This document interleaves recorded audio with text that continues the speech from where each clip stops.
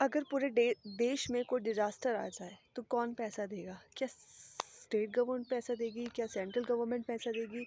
ये समझने की कोशिश करते हैं। अगर पूरे देश में कोई डिज़ास्टर आ जाए तो उस डिज़ास्टर को मैनेज करने के लिए कंटिजेंसी फंड ऑफ इंडिया से पैसा जाता है।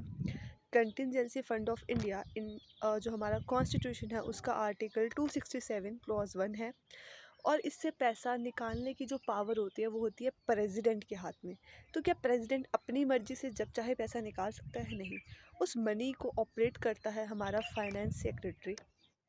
अगर किसी स्टेट में, किसी पर्टिकुलर स्टेट में डिज़ास्टर आए तो उस स्टेट के कंटिजेंसी फंड ऑफ इंडिया उस स्टेट की कंटिजेंसी फंड से पैसा निकलेगा। बट अगर पूरे इंडिया में डिज़ास्टर आ रही है तो सेंटर के मतलब कंटिजेंसी फंड ऑफ इंडिया से पैसा निकलेगा। फॉर एग्ज़ाम्पल, अगर कोविड आया तो पैसा कहाँ से निकलेगा?